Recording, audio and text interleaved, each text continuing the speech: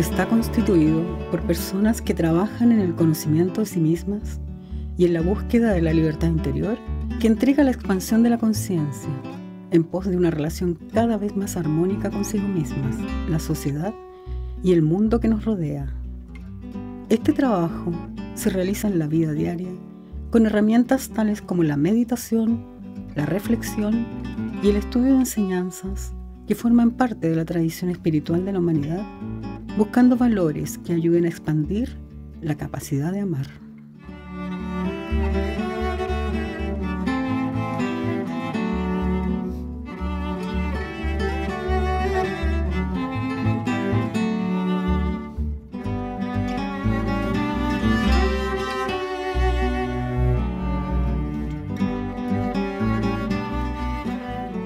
Bienvenidos a todos, un agrado estar con ustedes. El título de esta presentación, la verdad que es un poco ambicioso porque lo que vamos a tocar aquí tendría que haberse puesto que va a ser la introducción al prefacio de la relación que está con la realidad que está más allá de los sentidos. Y vamos a tocar todo en la parte inicial y todo lo que está ya demostrado también científicamente. Así que aquí no se asusten porque no va a haber nada raro por el medio. Aquí yo voy a partir con una premisa, que todos percibimos aspectos de la realidad no visible. Hay muchas personas que dicen, no, yo no percibo nada y no me interesa y todo. Bueno, lo concreto es que todos percibimos. Y usualmente muchas de las personas que dicen que no ven nada, todo, es por una que no están suficientemente atentos a lo que está aconteciendo en el entorno. Y por otro lado, que hay muchos aspectos para percibir en un porcentaje mayor la realidad que nos rodea, es que necesitamos un poquito de aprendizaje y también de entrenamiento.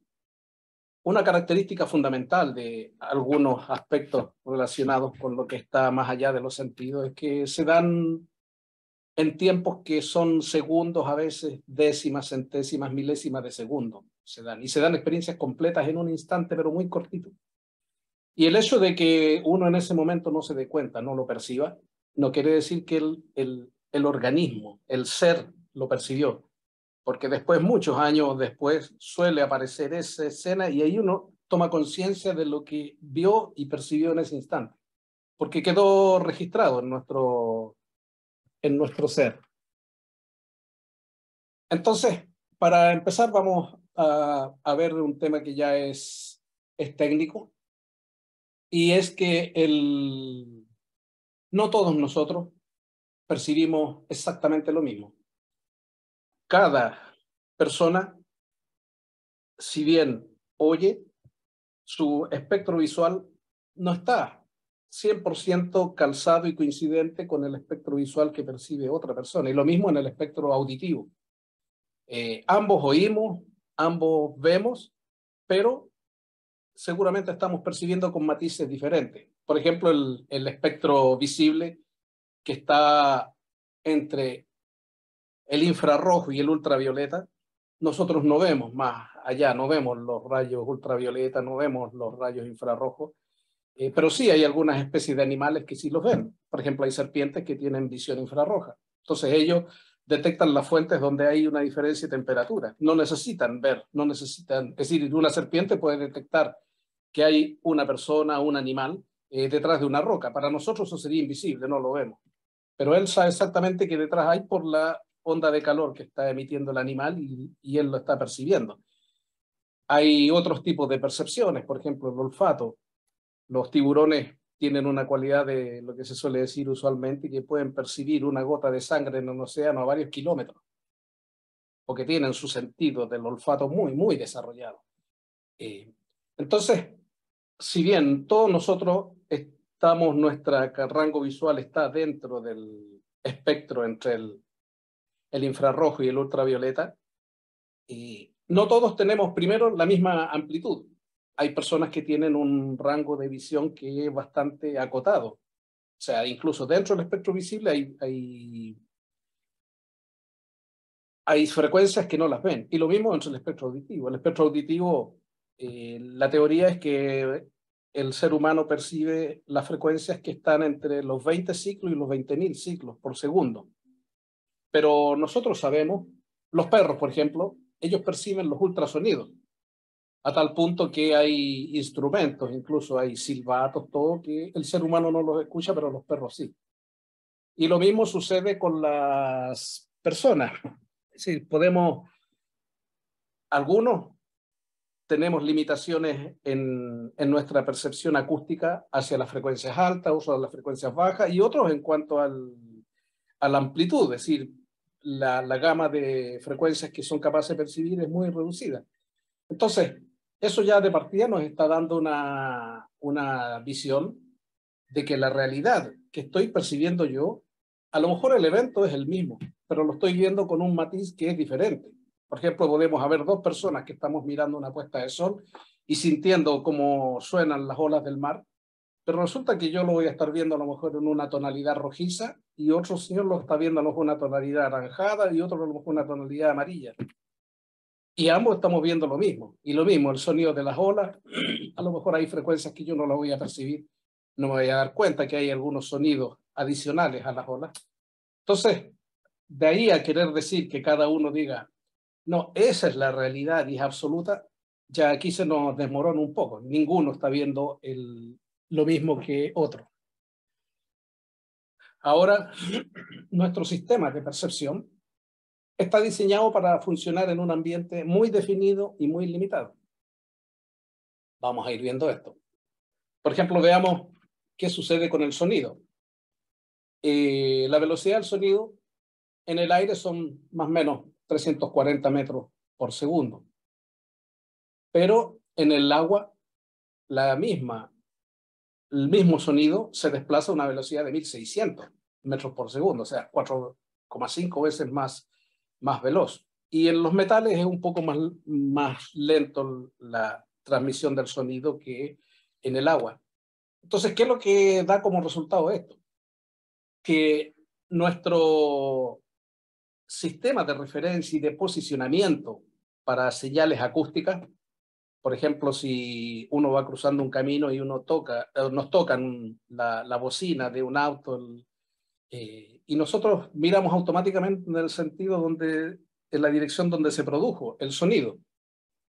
Y eso es justamente porque el sistema de referencia que tenemos en el organismo, como está tomando como esa velocidad como referencia, el hecho de que a un oído va a llegar el sonido antes que al otro, o si estoy frente a frente va a llegar los dos simultáneamente y yo sé que el sonido viene del frente, pero si llega a un oído antes que el otro, automáticamente voy a mirar en esa dirección. O sea, esa deficiencia me permite tener el posicionamiento de algo que viene. Pero eso no funciona, por ejemplo, debajo del agua. Yo practiqué mucha actividad subacuática, caza submarina, buceo, todo, y tuve mucho tiempo ahí metido debajo del agua. Y resulta que los sonidos que se desplazan por el agua ya hacen que el sistema de referencia del oído no funcione, porque la velocidad es tan alta que al oído llegan prácticamente en forma simultánea el sonido. Entonces uno cuando está bajo el agua y, por ejemplo, se siente el ruido de un bote a motor que viene acercándose, yo sé que viene acercándose un bote y puedo predecir más o menos la distancia a la que está, pero no sé de dónde viene, no sé por dónde viene. Es decir, porque lo recibo como si viniera la opción es que viene de cualquiera de los 360 grados que está ahí. Entonces, de partida ya nuestro sistema auditivo nos permite tomar referencia solamente en un medio que es el del aire, de transmisión en el aire. Ya estamos en otro, nos pasamos a otro medio, ya deja de funcionar. Entonces, ahí vemos que el rango de percepción acústica es muy limitado. Funciona nuestro sistema de referencia acústico de manera muy específica. Si pasamos a las limitaciones que tienen siguiendo con las limitaciones de los sentidos, por ejemplo, la vista, esto ya está demostrado científicamente, es decir, el ojo no es capaz de percibir nada que se mueva a una velocidad superior a un 16avo de segundo. Es decir, si yo mi dedo lo pudiera mover a esta velocidad, no me doy cuenta que se movió el dedo. No lo percibo. El ojo no es capaz de captar un objeto a esa velocidad. Y eso, justamente, esa falta de percepción de los hechos instantáneos que tiene nuestro órgano visual, es lo que permite que funcionen algunas tecnologías. Por ejemplo, la televisión. ¿Cómo funciona la televisión? Justamente aprovechándose de esa situación que el ojo no ve los cambios de frecuencias, o sea, de lo que está sucediendo a una velocidad muy alta. Entonces, cuando nosotros miramos televisión y vemos una imagen que están transmitiendo ahí de una película, un informativo, un partido de fútbol, lo que sea, nosotros estamos viendo una imagen completa, pero en la realidad esa imagen no existe. Si yo tuviese la posibilidad de ver en tiempo realmente instantáneo lo que está sucediendo, lo único que vería es un punto luminoso que está recorriendo de izquierda a derecha la pantalla, de arriba hacia abajo, y no vería ninguna imagen. Porque justamente la imagen, ese punto se desplaza a tal velocidad y va dejando información en cada punto de la pantalla a tal velocidad que para el ojo ve solamente lo que quedó fijo. Es decir, entonces un ser, supongamos, que viene de otro planeta y nos ve a nosotros emocionados por una película, y va a decir, ¿qué le pasa si lo único que hay que hacer es un punto que está recorriendo la pantalla? Entonces, ahí tenemos otra limitación con la parte de la vista. Y aquí surge un tema que, bueno, viene en la lámina siguiente, pero ya que estoy tocando el tema de la vista, lo menciono, que ya se usan también en con algunos fines de publicidad, con algunos fines de política, de crear efectos psicológicos, las famosas imágenes subliminales, que dentro de una película a lo mejor meten un cuadrito con alguna imagen que pasa tan rápido que el ojo humano no lo percibe. Y hablando de el ojo, a toda la parte que está manejada por el hemisferio izquierdo, que vendría a ser el hemisferio racional, el lineal, el cuantitativo, el mensurable, pero el otro hemisferio, el izquierdo, sí lo capta, el que es el intuitivo, el irracional, el perceptivo, sí lo capta. Y eso genera, porque ese mensaje llegó. Entonces después, supongamos, hubo un estudio hace años atrás de que pasaron una película con todas estas imágenes y resulta que después lo hicieron en un cine. Y después que terminaba la película, salían todos disparados a comprar Coca-Cola y tomar Coca-Cola. Y la imagen que ponían era tome Coca-Cola. El loguito se la metieron en varias partes dentro de la película y todos captaron el mensaje. Y salieron después disparados, pero no fueron conscientes de que eso fue transmitido. Y justamente aprovechando estas deficiencias que tiene nuestro órgano visual. El otro aspecto que también tiene limitaciones el sistema auditivo y que se usa también en tecnología, esa desperfecto o esa deficiencia del oído, es que si nosotros una conversación, como se dice en términos técnicos, la chopeamos, o sea, la cortamos a una frecuencia muy alta en 10 veces, si yo transmito un décimo de esa conversación y desecho el 90% restante, nuestro cerebro ordena y escuchamos el mensaje completo. Eso se conoce en términos técnicos como el multiplexing. Y esto sería multiplexing en el tiempo, hay multiplexing en frecuencia.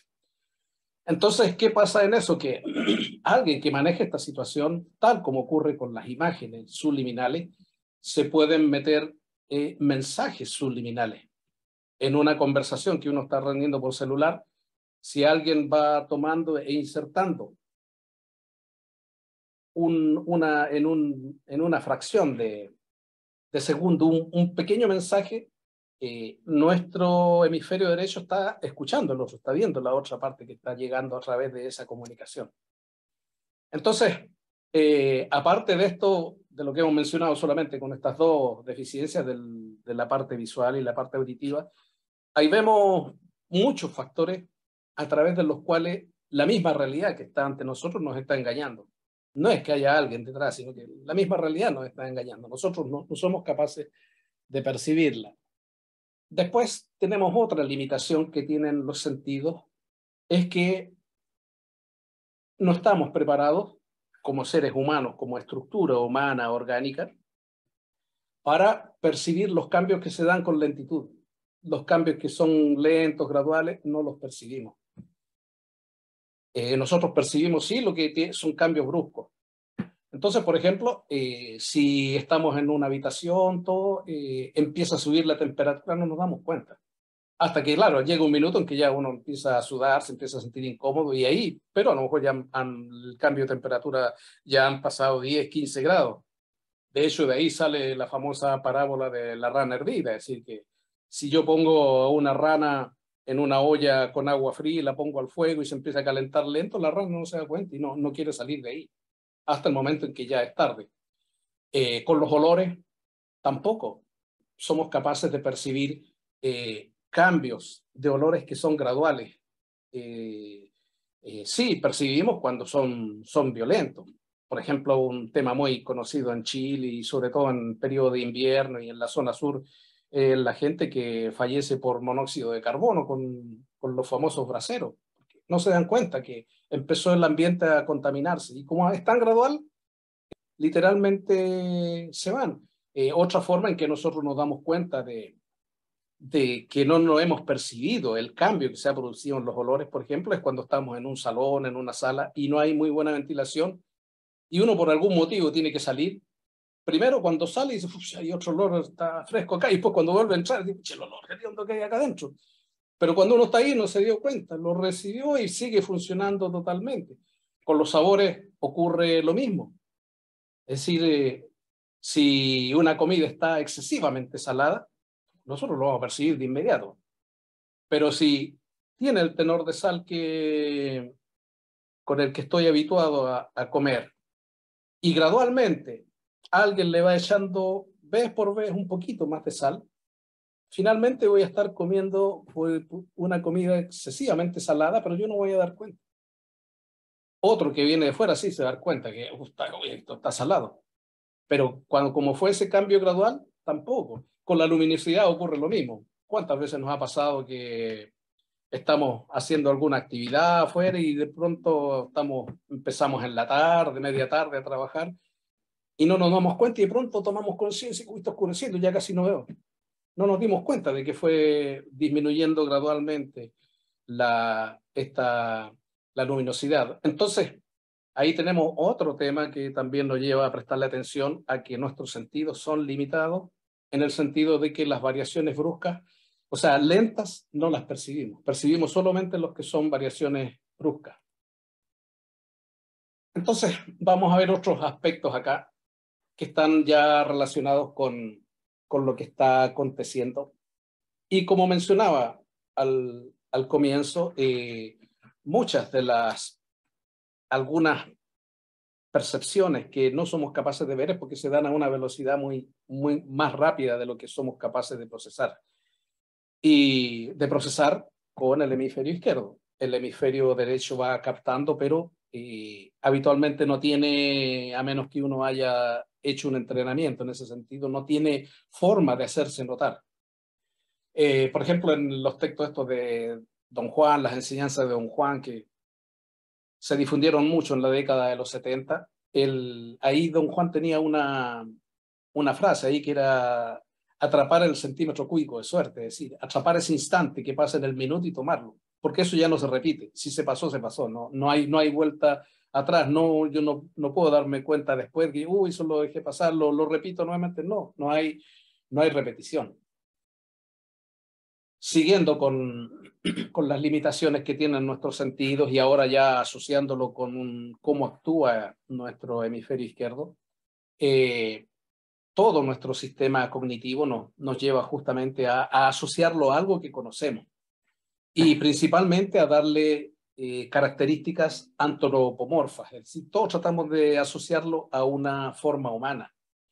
Y aquí también hay muchos aspectos que, tal como veíamos en lo que mencionabas para la parte auditiva y el tema este del multiplexing, también ocurre algo similar con las imágenes. Es decir, hay muchos estudios sobre esto de que, por ejemplo, un vehículo le borran muchas partes y a lo mejor dejan el 10% del vehículo, pero cuando uno lo mira ve el vehículo completo. Porque nuestro sistema cognitivo armó el tema, no está adaptado para los espacios vacíos, lo tiene que llenar de alguna manera. Y en ese sentido, este señor que trabajó mucho con el vacío, que fue Torricelli, él decía que el vacío no podía existir y siempre algo iba a llenar ese vacío, porque la definición que él daba era que la naturaleza le tiene horror al vacío. De ahí salió el concepto del horror vacui en este sentido. Entonces, pero nosotros como seres humanos racionales, tendemos a completar las imágenes. Ustedes vean algunos artistas, por ejemplo, los caricaturistas, que ellos tienen esta cualidad de captar cuáles son los rasgos principales de una persona, y resulta que a veces tiran dos líneas y uno ve un rostro de otra persona. Y lo puede reconocer incluso quién es, de quién se trata. Pero si lo mira objetivamente son dos líneas, tres líneas. Y porque nosotros lo armamos el resto de la imagen. Siguiendo entonces con este contexto, junto con darle forma a todo lo que estamos viendo, darle forma conocida.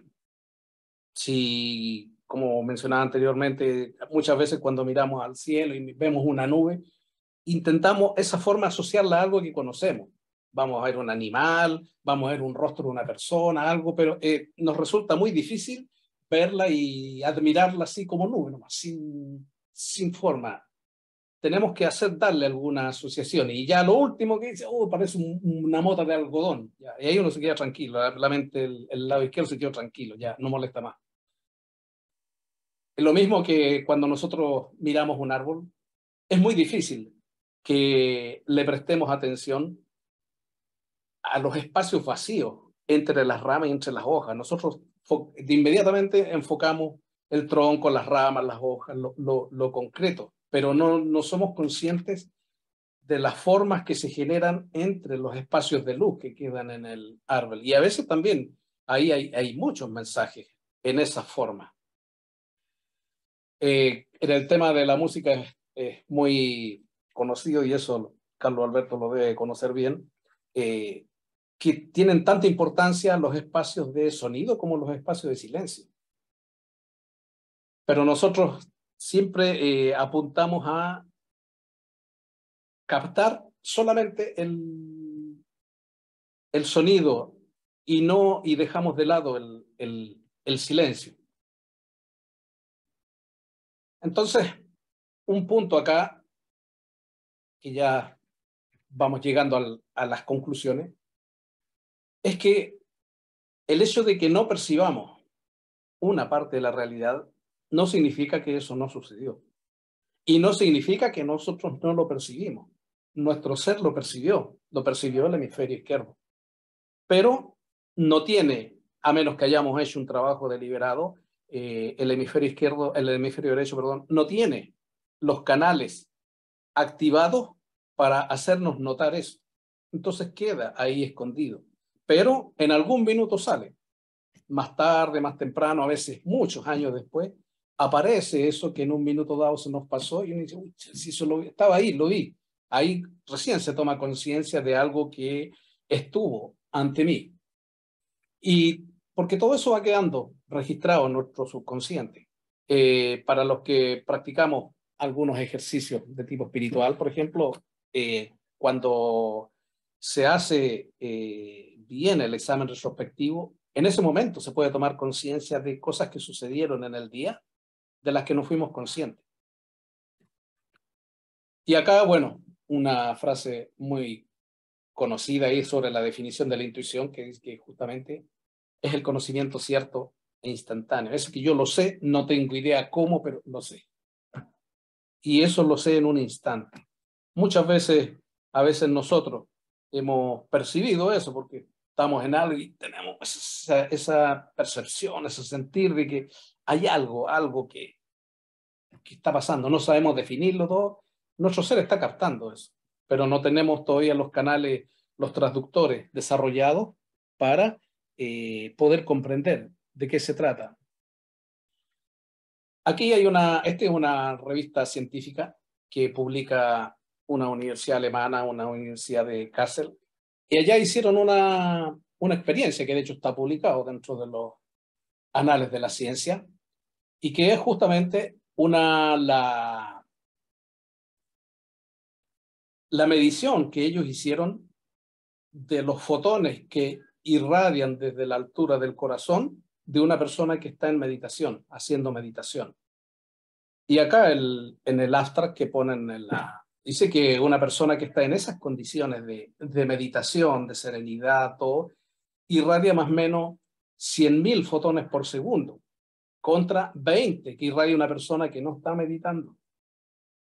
Entonces eso muestra que alguien que hace el ejercicio de meditación, que está haciendo un trabajo interior, un trabajo espiritual serio, está irradiando lo que está haciendo. Es decir, está llegando a las demás personas, a todo el entorno. Y eso, por supuesto, no lo vemos, pero acá ya lo midieron.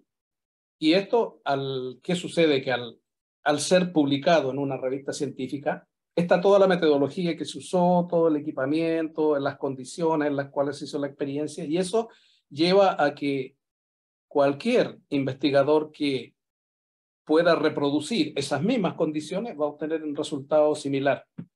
Entonces, es interesantísimo esta experiencia porque la emisión de luz, de fotones que emite desde la altura del corazón una persona que está haciendo un ejercicio de meditación es de 100.000 contra 20 de alguien que no está, ¿cómo podríamos decir?, meditando. Entonces, es muy interesante esa aseveración, y a nosotros también nos da una gran responsabilidad el hecho de saber que estamos irradiando lo que somos, aunque estamos irradiando a todo el que pase por nuestro entorno. Ahí no recuerdo cuál era la distancia, pero había, creo que era como 1 metro la distancia en la cual se irradiaban los fotones de la persona que estuvo en esa experiencia. Aquí hay un libro que se los recomiendo, se llama Atrapando la Luz, de Arthur Sajonc. Él fue un físico y premio Nobel en los años 70, creo. Y resulta que él se dedicó a hacer un estudio y recopilar todo lo que está escrito sobre la luz desde los textos más antiguos. No es un libro técnico, científico, no hay ningún número, no hay ninguna fórmula, sino que él fue solamente relatando todo lo que encontró sobre la luz. Y hay algunos temas que son interesantes porque él en un momento dado hace referencia a uno de los escritos de Platón, cuando está describiendo un lugar y habla de ese lugar que estaba cerca de la costa con su océano color concho de vino. Si nosotros miramos ahora, no hay ningún lugar en el mundo que tenga el mar color concho de vino. Entonces él se preguntaba, ¿por qué Platón hizo esa referencia? Si acaso el ser humano en esa época tenía alguna distorsión con los colores, estaba su espectro desfasado hacia un lado, en este caso sería más hacia el ultravioleta, o los mares tenían otro color en esa época. Entonces, interesante el esquema que también nos lleva a ver que cuando nosotros hablamos del mar pensamos que es exactamente el mismo ahora y que fue el que fue millones de años. A lo mejor hace millones de años tenía otro color. Entonces, aquí vamos a poner algunos ejercicios para ampliar nuestro estado de percepción. El primero y el más importante es creer que hay algo a mi alrededor y que no lo puedo percibir. Esto es lo que ya le da la pasada a nuestro hemisferio derecho. para que pueda ir teniendo elementos en que nos haga notar qué es lo que está aconteciendo, que está más allá de nuestro sentido. El otro es vivir el momento presente. Es decir, la realidad se está viviendo ahora en este instante y en esta hasta micronésima de segundo. Si yo estoy acá, por ejemplo, en esta conferencia, pero estoy preocupado de los informes que tengo que entregar el lunes, se me está pasando la realidad. No estoy viviendo la realidad. O si estoy recordando que vi un partido de fútbol o algo así, estoy recordando las escenas, también ya no estoy en este instante y se me está pasando el instante presente. Otro punto que es importante es prestar atención a lo que acontece a nuestro alrededor y principalmente aquello que habitualmente no le damos importancia. Por ejemplo, aquí empiezan a aparecer cosas bastante raras en algunos momentos. Si uno se detiene un momento, por ejemplo, voy caminando por un parque y de pronto veo que hay un árbol y hay una rama que se está moviendo. Yo puedo mirar o sencillamente ver y pasar y sea el viento, digo el viento. Pero si me detengo y presto atención, en algunos momentos me voy a dar cuenta de que no hay viento y esa rama que se está moviendo es la única. Está todo el resto del árbol inmóvil, quieto. Sin embargo, esa rama se está moviendo. Y esa realidad nosotros estamos a nuestro lado, está pasando a nuestro lado en forma constante. Otras situaciones de las que yo he vivido justamente por practicar ya tantos años este tema, es que en algún momento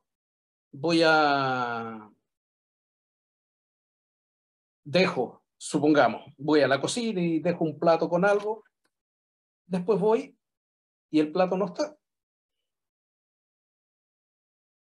Y ahora eso es muy fácil a veces de corroborarlo con todas estas cámaras portátiles ahí de video, estas cámaras de vigilancia a veces, y resulta que el plato uno dice, pero ¿cómo si yo lo dejé acá?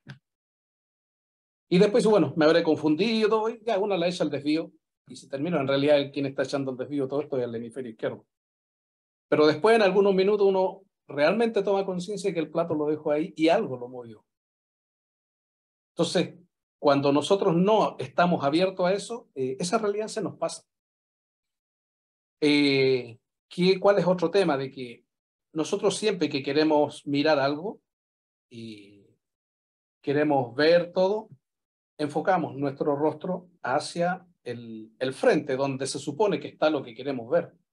Pero mucho de lo que está aconteciendo en nuestro entorno no es visible de frente, es visible solamente con la periferia de nuestro espectro visual.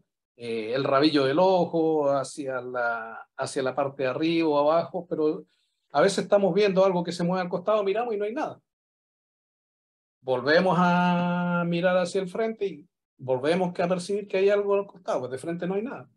Entonces ahí ya después viene todo un tema ahí de práctica para ir hasta en cierta medida fijando esas imágenes que están a nuestro alrededor.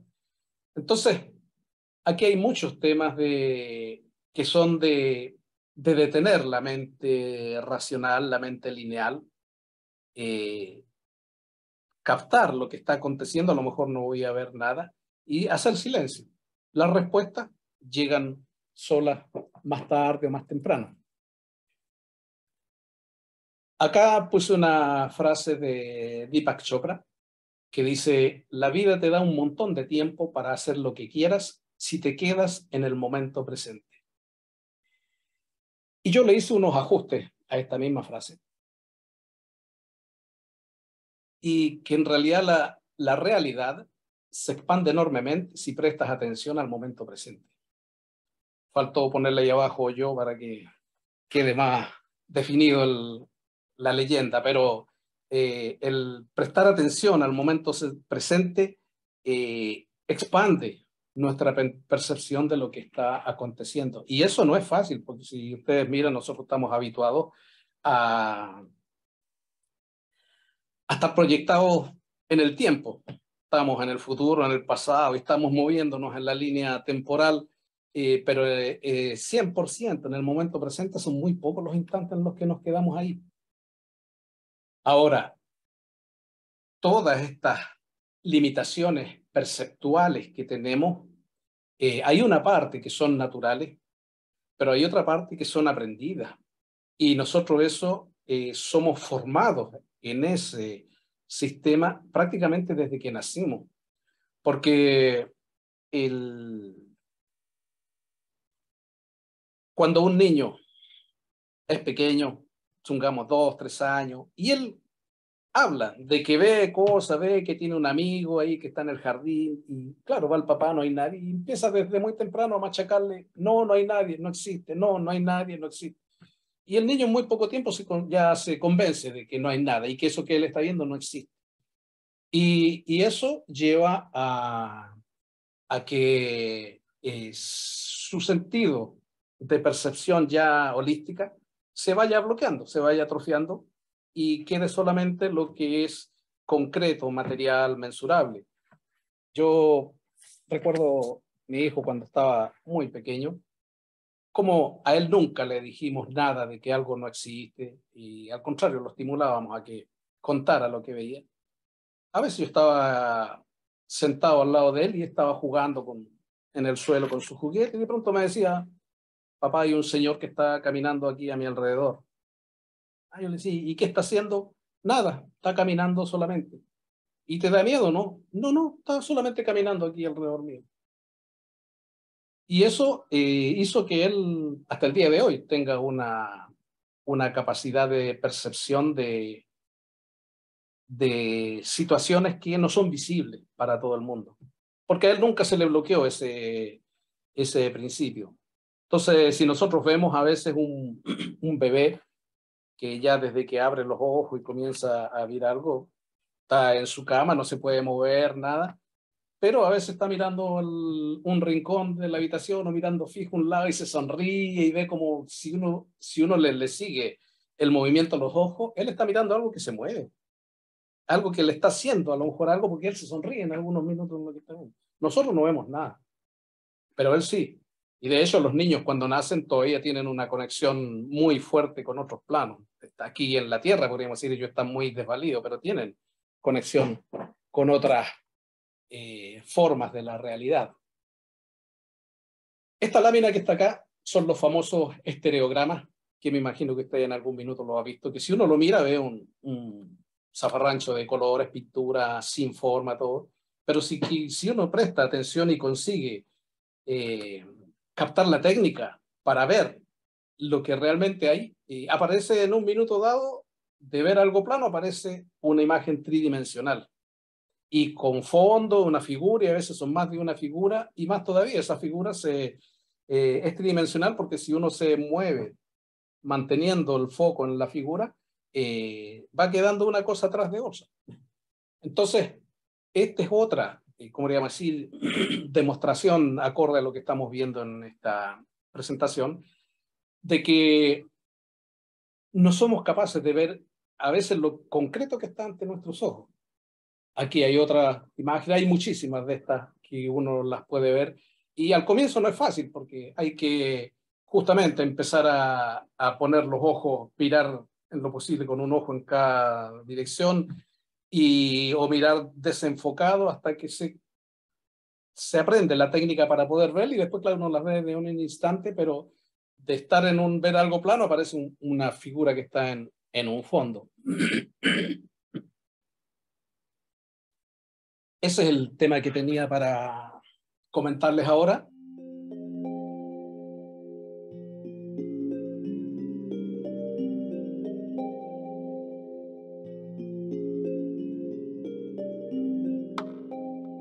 Estamos rodeados de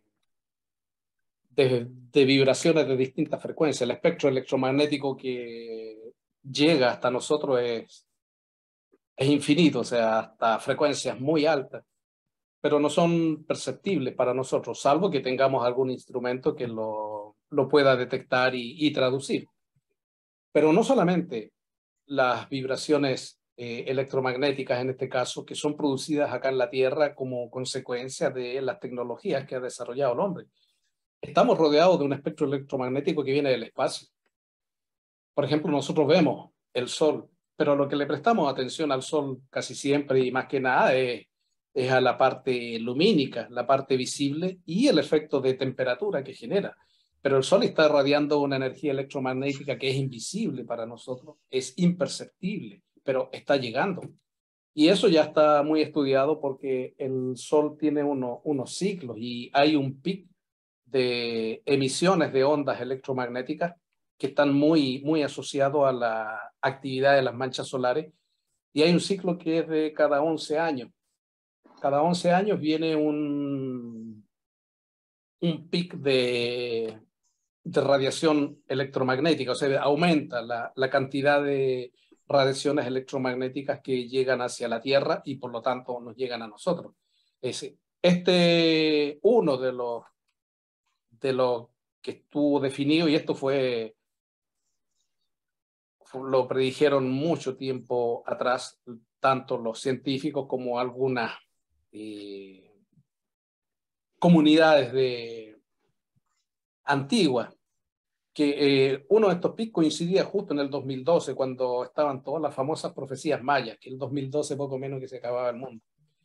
Y eso en el ámbito técnico, específicamente en el área de las comunicaciones y la distribución de energía eléctrica, también había mucha inquietud porque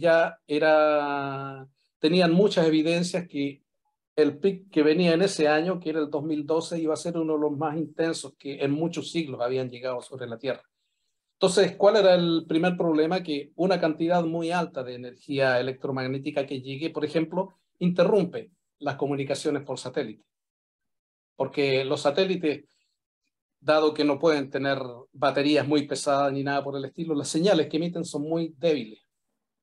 Entonces, si viene una energía electromagnética más o menos del mismo nivel, ya no, la del satélite se perdió. Y eso, yo leí un reporte, bueno, como mencionó Carlos Alberto, yo estudié ingeniería electrónica y mi especialidad fue específicamente en las comunicaciones.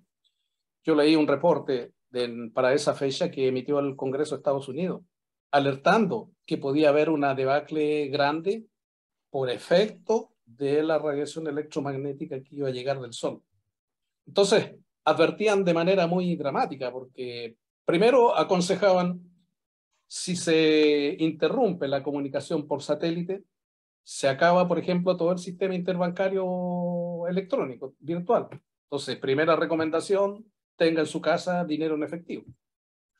Porque si se acabó, no tiene cajero, no tiene de dónde sacar y la tarjeta no le va a servir para comprar alimentos. Después había una preocupación bastante grande porque esa energía adicional que iba a llegar de radiación electromagnética podía dañar los grandes transformadores de las distribuidoras de energía eléctrica. Y ahí el análisis decía que si se dañaba un transformador, la reposición iba a tomar 6, 7, 8 meses. Entonces, ahí, y después venía todo un análisis bastante crítico.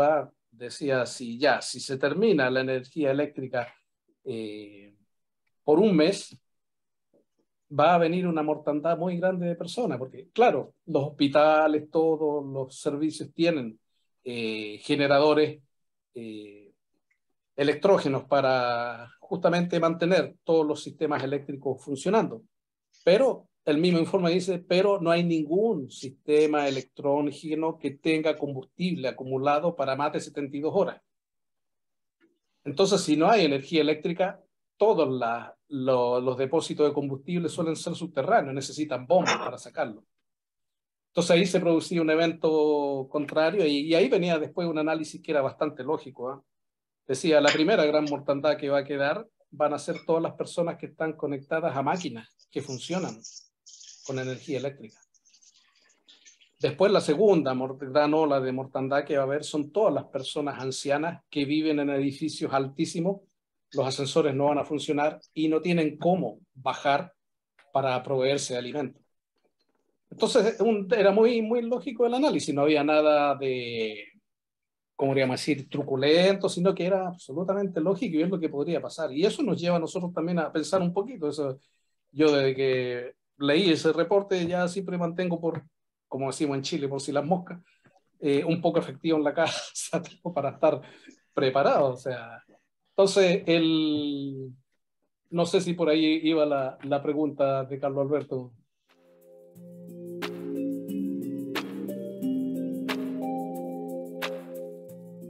¿Cómo me sirve a mí el percibir más aspectos de la realidad de la cual no me doy cuenta?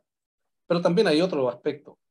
Cómo yo, a través de esa percepción, puedo ayudar mejor a otro. Entonces, aquí voy a tocar un tema que no a todo el mundo a veces le gusta hablar, y es qué sucede, por ejemplo, con las personas que han fallecido, qué pasa con las almas. Nosotros solemos tener lo que nos dice nuestra tradición, a veces lo que escuchamos cuando un sacerdote hace la misa ahí de despedida de alguien que se ha ido, y desde mi perspectiva la visión esa es bastante simplista, es decir, bueno, ya se fue, está descansando en paz, está a la diestra de Dios y todo el asunto, pero la realidad de quienes pueden percibir eso muestran otra cosa. O sea, cuando alguien se va, sobre todo el primer periodo, necesita mucho apoyo, mucha asistencia, mucha ayuda.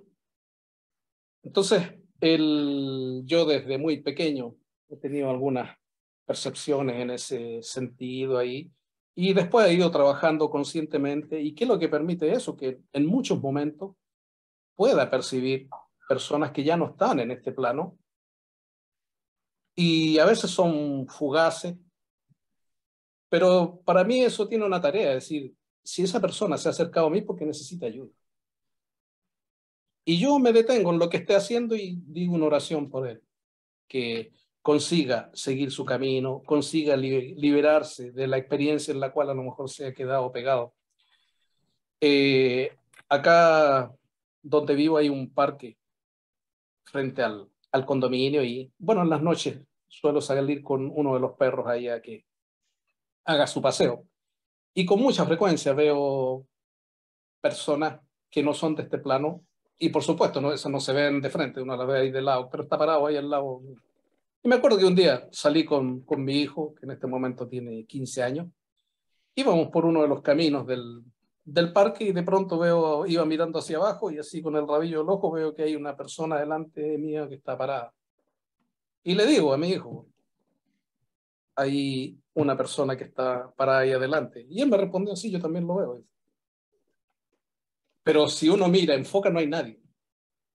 Pero ahí viene el tema, ¿cómo diría decir? ¿Cuál es mi responsabilidad con ese ser que se ha acercado a mí? O sea, entonces, lo usual, y aquí viene todo un tema de sintonía vibratoria, es decir,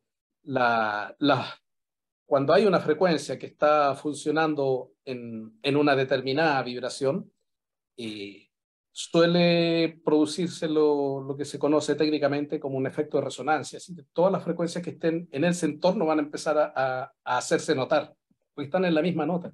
Entonces, si uno se comunica, o sea, está abierto a esto y ha hecho, por supuesto, algún trabajo de entrenamiento, va a percibir estas almas que están ahí. Y yo tengo para mí, o sea, y esa es una percepción individual, para mí, si se ha acercado a alguien es porque necesita ayuda, está buscando ayuda, de alguna manera ha percibido que hay una fuente de energía que le puede servir. Y yo sencillamente no sé quién es, no sé de qué se trata, no sé qué le pasó, y sencillamente yo pido por él, porque se libere de lo que pueda estar pasando, y le deseo el bien y digo una oración por él. Y curiosamente hubo como salía prácticamente todas las noches, siempre ya más o menos en el mismo lugar, aparecía más o menos la misma figura. Y lo que me daba la certeza de que efectivamente estaba esa figura era que cuando llegábamos por esa zona no había nada, o sea, ya estaba en la penumbra, pero no había ruidos, no había más personas, y sin embargo el perro que llevaba ahí salía corriendo y quería salir de ahí. Y había esta figura, estaba ahí, o sea, el perro lo estaba persiguiendo, sabía que había algo ahí. Entonces yo estuve harto tiempo que iba, y después iba deliberadamente a ese sector y siempre estaba ahí. Hasta que un día ya no estuvo más y no apareció nunca más. O sea, Entonces yo, cada vez que paso por ahí me acuerdo, sigo deseándole el bien, sigo diciendo una oración por él y que pueda seguir su camino libre. Entonces, es la otra parte de lo que mencionaba Juliano ahí. Es decir, si yo tengo más percepción, eh, también tengo más responsabilidad, porque ya soy consciente de la realidad que están viviendo otras personas, otras almas. Y eso me ayuda a mí en mi propio desenvolvimiento, por ejemplo, en lo posible, en tratar de no andar pensando tonteras. Porque si me pongo a pensar tonteras, cambia mi nivel vibratorio y eso ya se aleja, se pierde, se desvanece.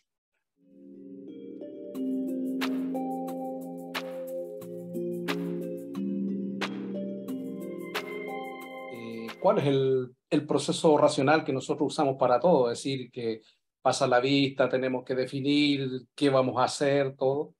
Pero hay otros mecanismos de funcionamiento que es actuar sin meter la parte racional, porque ahí ya se produce hay un retraso, una lentitud y a veces se requieren respuestas rápidas en algunas acciones. Y esto no es un asunto que se trabaje solamente en el contexto espiritual.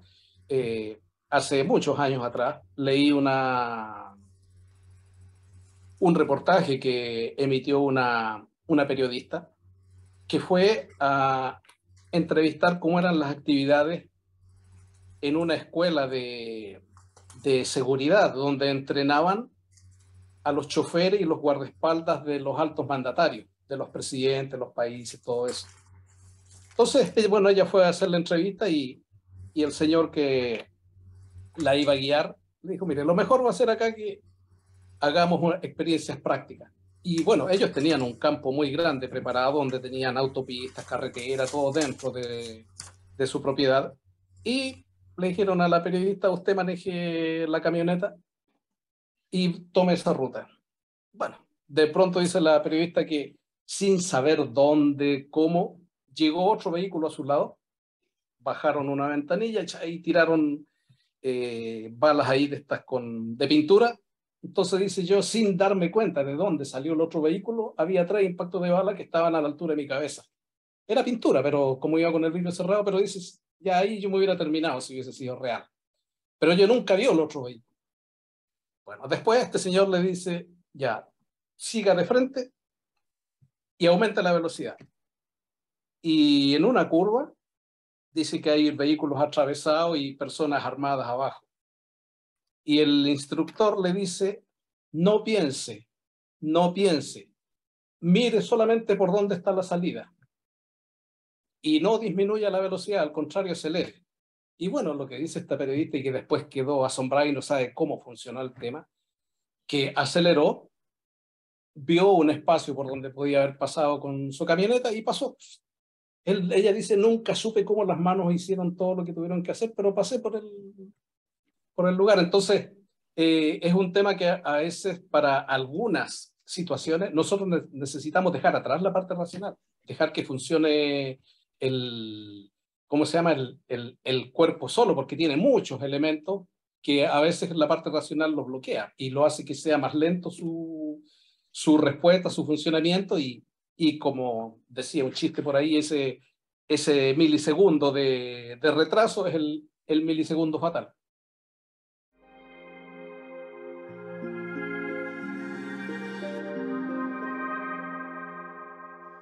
Un poco más allá de nuestra percepción habitual suele darnos miedo. Ahora, eso también es un mecanismo de protección del organismo. Ahora, hay muchas situaciones o muchas percepciones que uno no las va a tener si es que voluntariamente no accede a eso. Entonces, es decir, hay personas que durante toda su vida no van a percibir nada, porque ello no está dentro de sus parámetros. Ahora, el tema a la inversa, si yo abro la puerta a otro tipo de percepciones, eso ya es irreversible. Ya no puedo volver a hacerlo. Entonces, ese es un tema, y si nosotros miramos que siempre ha habido mucha sabiduría en los grandes directores espirituales de todas las religiones y nunca empujan a un estudiante, a un discípulo hacia allá, porque son caminos sin retorno. No puedo decir, después no puedo decir, no, esto no existe, no lo veo, no hay caso. O sea, si uno ya se abrió la percepción a otro plano, eso ya lo tiene de ahí para adelante. Y no todo lo que uno pueda ver hacia adelante en ese contexto es grato. Pero ya la vio. Entonces, ahí sí viene el trabajo interior de, bueno, orar, estudiar, apoyar, comprender.